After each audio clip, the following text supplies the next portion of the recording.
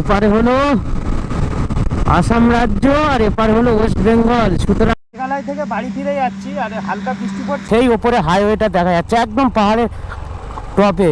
বলছিলাম গুয়াহাটি শহরে পাহাড়, এই দেখো পাশে আমার ডানাতে পাহাড় দেখা যাচ্ছে।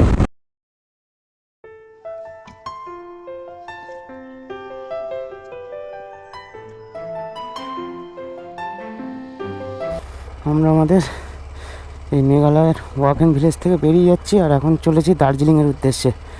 So good morning from Meghalaya Wahkhen village. কত ঢালু,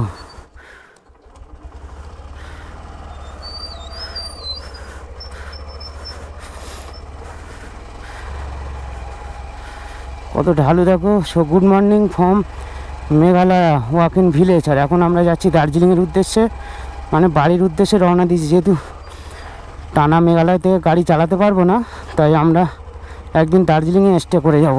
এই ওয়াকেন ভিলেজটা খুব ছোট্ট, মেঘালয় রাজ্যের ওয়াকেন ভিলেজ। আর যেখান থেকে শুরু হয় কিন্তু বাম্বু ট্রেক, মানে প্রচুর জনপ্রিয় একটা টুরিস্ট স্পট মেঘালয়ের।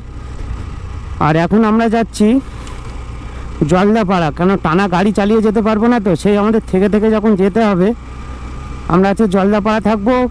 এই ওয়াকেন ভিলেজ থেকে আমরা পোমলাম যাব, পোমলাম ভিলেজ। পোমলাম ভিলেজের পরেই হচ্ছে হাইওয়ে, মানে ওয়াকেন ভিলেজে আসতে গেলে পোমলাম থেকেই আসতে হবে। পোমলাম থেকে এটা হচ্ছে ওয়াকেন রোড, ওয়াকেন রোড ধরে ওয়াকেন ভিলেজ আসতে হবে, তবেই বাম্বু ট্রেক। সেই ওপরে হাইওয়েটা দেখা যাচ্ছে একদম পাহাড়ের টপে, রাস্তা কেটে বানানো আছে। আর রাস্তায় প্রচুর কাজ হচ্ছে, প্রচুর কাজ হচ্ছে আর প্রচুর ধুলোবালি। আর আমরা এই বাম্বু ট্রেক করে বাড়ির দিকে রওনা দিলাম। পুরো এখান থেকে রাস্তা পুরো চড়াই, পুরো ওপরে উঠবো। আমরা সেই ওই ভিলেজটাই ছিলাম, সেই নিচে ওই ভিলেজ, ওখান থেকে আরও নিচে আমাদেরকে যেতে হয়েছে ট্রেকিং করে করে। কিন্তু পোমলাম ভিলেজে ঢুকছি, কিন্তু এই ওপরটায় উঠলেই হলো পোমলাম ভিলেজ। কেউ শাড়ি পরে না, বাচ্চাটাকে পিঠে ঝুলিয়ে নিয়ে আসছে। আর এখানে কিন্তু বাচ্চারা, অনেক বাচ্চা দেখেই শুধু হাই হাই বাই এইসব বলছে। এই যে মেন রোড, আমরা মেন রোড থেকে বাই হাই দেখা যায় হাত দিল। এটা হলো পোমলাম ভিলেজ। আর এই হলো NH 206। NH 206 অবস্থা দেখো কি অবস্থা। NH 206 কিন্তু একটু খারাপ অবস্থা। এই আমরা হাইওয়ে নিয়ে নিলাম আর এখন যাব সোজা শিলং। আর এই রাস্তাটা সোজা যাচ্ছে শিলং, ডাউকি, তারপরে বাম্বু ট্রেক। যদি এই রাস্তা দিয়ে যাও তাহলে কিন্তু রাস্তা এরকম খারাপ, দেখো ওই যে গোল হয়ে রাস্তা যাচ্ছে, রাস্তা খারাপ। লেডলিং কোট এই জায়গাটা হলো লেডলিং কোট। এই লেডলিং কোটের পর থেকে কিন্তু খারাপ রাস্তা শুরু হবে, এবং পুরোটা রাস্তা খারাপ, মাঝে মাঝে ভালো, তবে বেশিরভাগ রাস্তা খারাপ। এই লেডলিং কোট এই জায়গাটার পরেই হচ্ছে। সুতরাং আমরা খারাপ রাস্তা ক্রস করে এই লেডলিং কোট ক্রস করছি। 4 দিন আছি, সবে এইরকম মেঘ না কুয়াশা বুঝতে পারছি না, দেখা পেলাম পুরো অন্ধকার টাইপের হয়ে আছে। 4 দিন পরে প্রথম কুয়াশা দেখলাম মেঘালয়ে। এখানে সব ভিডিও করছে। কালকের এই জায়গাটা থেকে আমার যত সম্ভব মন বলছে গেছি, সব একই রকম লাগছে, তো ওই কারণে বুঝতে পারছি না। কোলে কোলে কি সুন্দর সব ভাটি করেছে, এগুলো ভাটি বলে। এবার সব দানা ফানা কি সব লাগিয়েছে, 2-1টা সবুজ সবুজ গাছ বেরিয়েছে ছোট ছোট, দারুণ লাগে। ওই কোল ধরে পুরো সব চাষ হবে এবারে। আমরা কিন্তু শিলংয়ের অনেক কাছে চলে এসেছি। শিলং ক্রস করতে পারলেই হচ্ছে আমরা মোটামুটি সমতলের দিকে নেমে যাব। গুয়াহাটির পরে আর পাহাড় নেই, শিলংয়ের অনেক কাছেই চলে এসেছি। এবারে হচ্ছে NH 6 ধরবো। NH 6 ধরে ওই 206 NH 6-এর সাথেই কেউ মিশেছে। ওই যে পাহাড়ের ওপরে যে সিটিটা দেখা যাচ্ছে, ঘর বাড়ি ভর্তি, ঠিক করছে, ওটাই হলো শিলং সিটি। দারুণ লাগছে না এখান থেকে দেখতে? দূর থেকে কিন্তু পাহাড়ি শহরকে দেখতে দারুণ লাগে। আমরা এর আগের দিনে এখান থেকেই গেছিলাম। ও কি লাগছে দেখো, এখান থেকে একটা ছবিও করেছিলাম। দেখো শিলং সিটি, দেখা যাচ্ছে না শহরটাকে, যে একটা জায়গা থেকে দেখবো, কেন ঘর বাড়ি তো মাঝে মাঝে দৃশ্য দেখার ইচ্ছে, সেই দেখো শিলং সিটি, বাবা কত ঘরবাড়ি সব। আর আমরা তো নিচে নামতেই আছি। পাশেই হচ্ছে পুলিশ বাজার শিলং সিটির। তো আমরা পুলিশ বাজারের পাশ দিয়েই এখন যাচ্ছি। পুলিশ বাজার থেকেই কিন্তু মানে গাড়ি ঘোড়া সমস্ত কিছু পাওয়া যায় যে মেঘালয় রাজ্য ঘোরার জন্য। আর এখানেও থাকার অনেক হোটেল ফোটেল আছে, প্রচুর হোটেল আছে এখানে, একটু খোঁজাখুঁজি করলে পাওয়া যাবে। ফাইনালি কিন্তু আমরা শিলংটাকেও বিদায় জানাতে চলেছি। মানে শিলং শহরের ভেতর থেকে প্রথম দিন এসে যদিও শিলং শহরে ছিলাম, আর শিলংয়ে কিন্তু গোলক ধাঁধার মতন রাস্তা আছে, কোন রাস্তা কোথায় নিয়ে চলে যাচ্ছে, আর সে কি খাড়াই খাড়াই সব রাস্তা। মেন রোড ছাড়া যেগুলো ওদের সব অলিগলি যে রাস্তাগুলো আছে, প্রচুর খাড়াই খাড়াই রাস্তা। শিলং শহরে দেখো আমাদের দেশের ফ্ল্যাগটা কি দারুণভাবে উঠছে। আর আমরা এই শিলং শহরকে শেষ মানে প্রায় সমতলের দিকে নেমে যাচ্ছি। আর সামনে যাচ্ছে উমিয়াম লেক। আমরা উমিয়াম লেকের পাশ দিয়ে সোজা যাব হচ্ছে গুয়াহাটির দিকে। গুয়াহাটি সরাইঘাট ব্রিজ পার হয়েই আবার হাইওয়ে নেবো, NH27। আর ওই রাস্তা ধরেই এখন সোজা যাব, সোজা উমিয়াম লেক গুয়াহাটি। সুতরাং এই আমরা শিলংকে বিদায় জানালাম, শিলং শহরকে। এই যে এটা হচ্ছে উমিয়াম লেক ভিউ পয়েন্ট। এখানে সব গাড়ি দাঁড় করিয়ে উমিয়াম লেক ভিউ এনজয় করছে। এখনো কিন্তু আমরা অনেকটাই উঁচুতে আছি, আর এই উমিয়াম লেক অনেকটাই উঁচুতে আছে। আমরা এর আগের দিন এই জায়গাটায় দাঁড়িয়ে ভিউ নিয়েছিলাম, কিন্তু আচ্ছা কুয়াশার জন্য কিছু দেখা যাচ্ছে না। এই নিচটাই হচ্ছে কুয়াশা হয়ে আছে। যাই হোক, আমরা উমিয়াম লেক ছেড়ে বেরিয়ে যাচ্ছি। উমিয়াম লেকটা কিন্তু দারুণ লাগে দেখতে, আর এখানে বোটিংও খুব ভালো হয়। উমিয়াম লেক বিশাল বড় এরিয়া নিয়ে উমিয়াম লেক। আর শিলং সিটি, এই উমিয়াম লেকের গায়ে আছে শিলং সিটি। আর আমরা এই উমিয়াম লেক ছেড়ে বেরিয়ে গেলাম। আর এটা কিন্তু NH6। আমরা এই ব্রিজের তলা দিয়ে নেব হচ্ছে কোন দিকে, এই বাঁ দিকে, গুয়াহাটি এদিকে চলে যাচ্ছে। এই যে দারুণ গাড়ি চালাতে, দারুণ মজা লাগছে।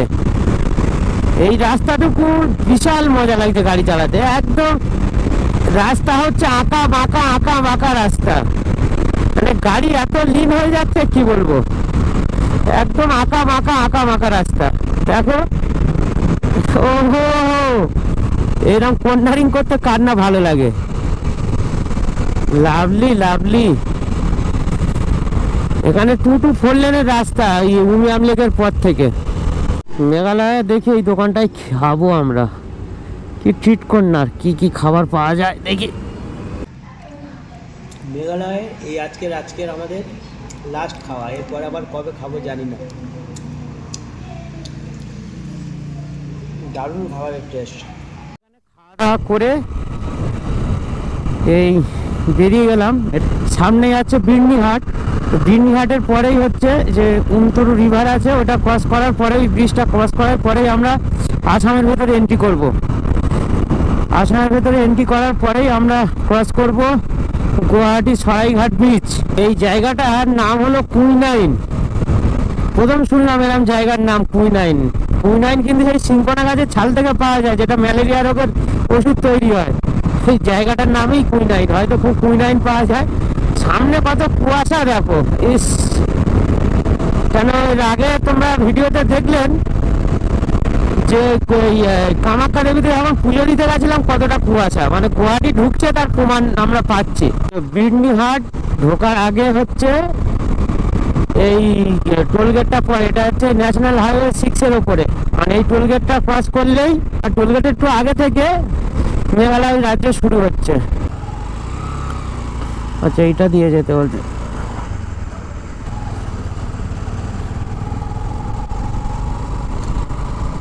এই টোলগেট ক্রস করছি, আর এই ব্রিজটা পার করলেই হবে হচ্ছে বির্নিহাট।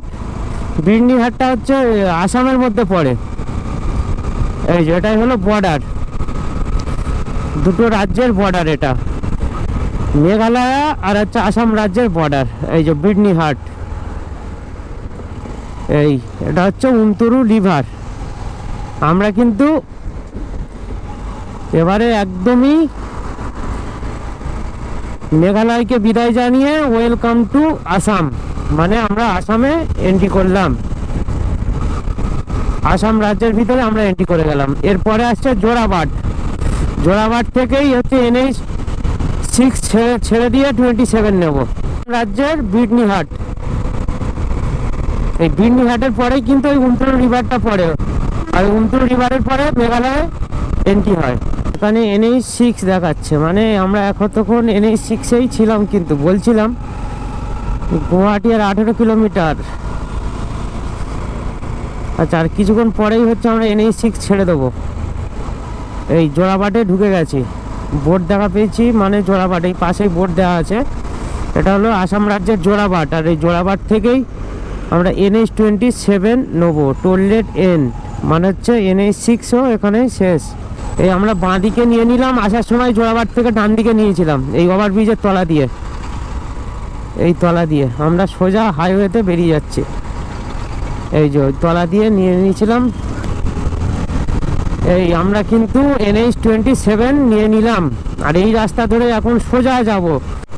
দেখো, যেই মেঘালয় ছেড়ে আমরা আসাম রাজ্যের ভিতরে এন্ট্রি করেছি, পুরো সিনিক বিউটি পুরো আলাদা হয়ে গেছে। এখন আর বিউটি নেই, শুধু শহর আর শহর, গাড়ি ঘোড়া এইসব, যেটা সবসময় আমরা দেখি।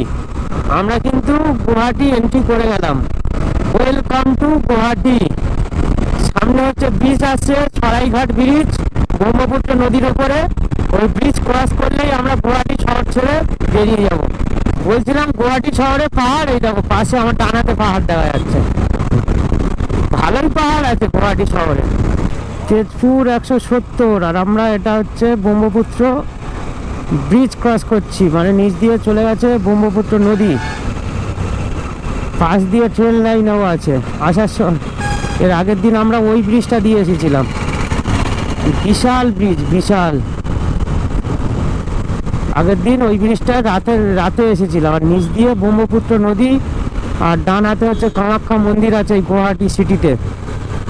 বাবা, এখানে তো আবার সব বড় বড় সমুদ্রেতে, এই নদীতে, ব্রহ্মপুত্র নদীতে সব বড় বড় লঞ্চ দেখতে পাচ্ছি, অনেক বড় বড় লঞ্চ।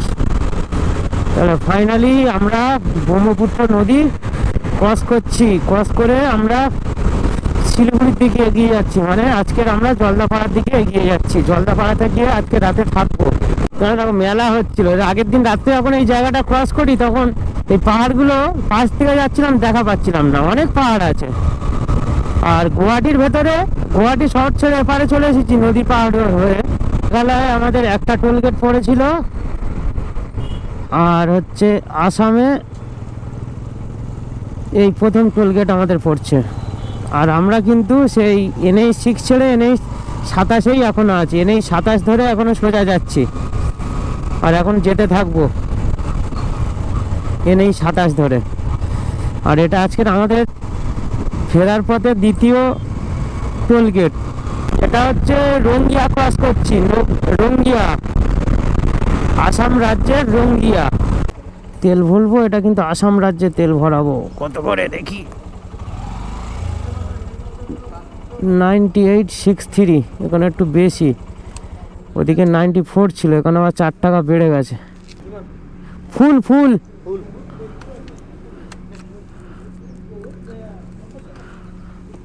নলবাড়ির এখানে দাঁড়ালাম, একটু চা খেলাম, মুখে জল ফল দিলাম, দিয়ে 15-20 মিনিট একটু ব্রেক নিলাম, টুকটাক বিস্কুট ফিস্কুট খেলাম, আবার এগিয়ে যাচ্ছি। আর এদিকে একদম মেঘলা করে আছে আকাশ। গাড়ি, খড়ের গাড়ি, খড়ের গাড়ি, সামনে দেখো।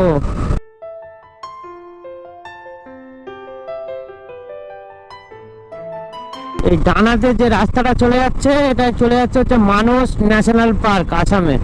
আর আমরা সোজা যাচ্ছি বঙ্গাইগাঁও, বঙ্গাইগাঁওর দিকে যাচ্ছি। ওখানে দাঁড় করিয়ে দিয়েছে।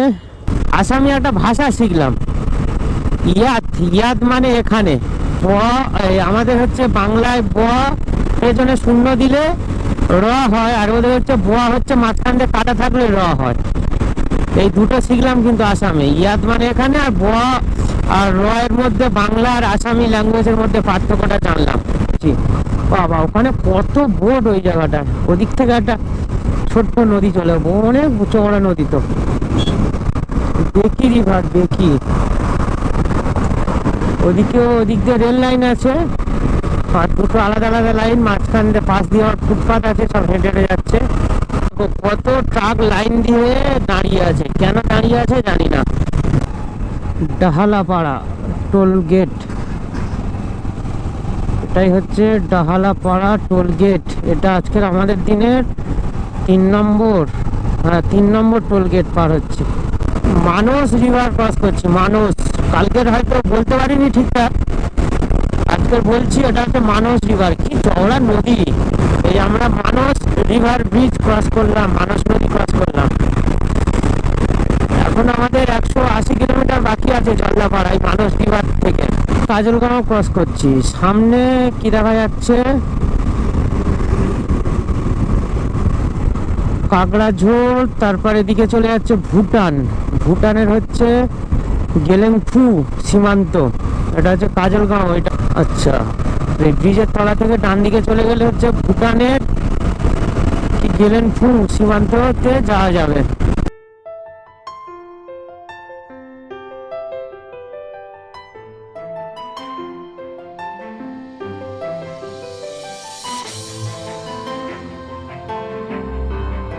এই যে গোসাইগাঁও, এইটা এই পাশেই হলো গোসাইগাঁও। এই যে এই রাস্তাটা চলে যাচ্ছে, ওই যে দেওয়া আছে গোসাইগাঁও টাউন। আসামের হচ্ছে গোসাইগাঁও টাউন ছেড়ে আমরা এগিয়ে যাচ্ছি, আর সামনেই আসছে ওয়েস্ট বেঙ্গল। মানে গোসাইগাঁওর পরে থেকে আমরা ওয়েস্ট বেঙ্গল এন্ট্রি করব। তেলিপাড়া টোল গেট, এই টোল গেটটা। যাক, সন্ধ্যেও হয়ে গেছে, 4:30 4:36 বাজে। আর এই টোল গেটটাই হলো আসাম রাজ্যের মানে এন্ট্রি করার পথে শেষ টোল গেট। মানে আমরা যখন আসাম রাজ্যে এন্ট্রি হবে তখন এই টোল গেটটা প্রথম পড়বে। আর সামনেই আসছে সংকোচ রিভার, সংকোচ রিভারটাই হলো বর্ডার। এই হচ্ছে সংকোচ রিভার, এই সংকোচ রিভার। ওপারে হলো আসাম রাজ্য আর এপারে হলো ওয়েস্ট বেঙ্গল। সুতরাং ওয়েলকাম টু ওয়েস্ট বেঙ্গল। আর এখন সন্ধ্যেও হয়ে গেল, আমরা ওয়েস্ট বেঙ্গলে আমাদের রাজ্যে এন্ট্রি করলাম।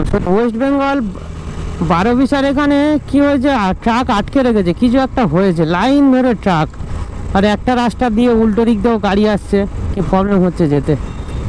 আর সন্ধ্যে হয়ে গেছে, এখনো জলদাপাড়া এই 12 থেকে এখনো দেখাচ্ছে কত কিলোমিটার, 77 কিলোমিটার। এটা হলো সালসাবাড়ি মোড়। এই ডান দিকে, এই বাঁ দিকে যে রাস্তাটা চলে যাচ্ছে এটা আলিপুরদুয়ার, মানে NH-27 এই ভেতরে চলে গেল সালসাবাড়ি মোড় থেকে। আর আমরা NH-27 ছেড়ে NH-317 ধরলাম। এটা সোজা জলদাপাড়া হাসিমারা হয়ে যাচ্ছে।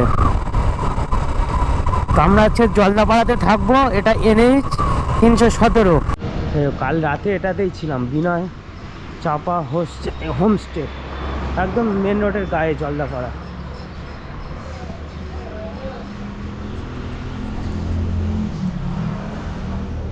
গেট খোল, গেট খোল। এখান থেকেই জলদাপাড়া ন্যাশনাল পার্কের কার সাফারির টিকিট করতে হয়। এই কার সাফারির টিকিটের মূল্য হলো জনপ্রতি 300 টাকা করে। মানে একটা গাড়িতে যায় 6 জন, টোটাল 1800 টাকা করে পে করতে হবে। এখান থেকে কাউন্টার থেকে এখান থেকে টিকিট করে নিলাম। এই যে এখান থেকেই গাড়ি ছাড়ে জলদাপাড়া জঙ্গল সাফারি, এই জায়গাটা। এখানে যে কার সাফারি হয় দুটো গেট আছে, একটা হলং গেট আর একটা হলো তিতি গেট। দুটো গেটে কার সাফারি হয়। তবে হলং গেটে যদি আপনারা কার সাফারি করেন তবে একশৃঙ্গ গন্ডার দেখার চান্সেস সব থেকে বেশি থাকে। আমরা এই যে এখন যে কার সাফারিটা করছি এটা হলো হলং গেট দিয়ে কার সাফারি করছি। এখানে প্রায় 331টা প্লাস গন্ডার আছে, তাছাড়া হাতি আছে, বাইসন আছে, হরিণ আছে, ময়ূর আছে, তাছাড়া লেপার্ড আছে, বিষাক্ত সাপগুলো আছে, বড় বড় পাইথনগুলো আছে, এগুলো আছে। এখন জঙ্গলে আছে, কি পাবেন না পাবেন সেটা সব লাকের উপরে ডিপেন্ড করবে। আর দুই দিকে তাকিয়ে থাকবেন, যদি আমাদের চোখে মিস হলে কাইন্ডলি আপনারাও বলবেন। আওয়াজ করবেন না, আওয়াজ করলে পালিয়ে যাবে। এখানে কাঠ সাফারির টাইম টেবিল হলো সকাল 6টা থেকে 7:30 একটা, তারপরে হয় 8টা থেকে 9:30 একটা, তারপরে বিকালে হয় 1:30 থেকে 3টে, আর একটা হয় 3:30 থেকে 5টা। এই হলো টাইম টেবিল। শুধুমাত্র 6টা থেকে যে 7:30টায় যে কাঠ সাফারিটা হয় তার টিকিট বুক করতে হয় তার আগের দিন সন্ধ্যে 6টা থেকে 8টার মধ্যে। বাদবাকি টিকিটগুলো সেম ডেতে বুক করা যায়। এখানে যে এলিফ্যান্ট সাফারি হয়, এই সাফারি করার জন্য অনলাইনে টিকিট বুক করতে হবে, আর সেটা 3 মাস আগে থেকে। আর বুকিং করা যায় West Bengal state forest development এজেন্সির যে ওয়েবসাইট আছে, সেই ওয়েবসাইট থেকে আপনাকে টিকিট বুক করতে হবে, তবেই চান্স পাবেন।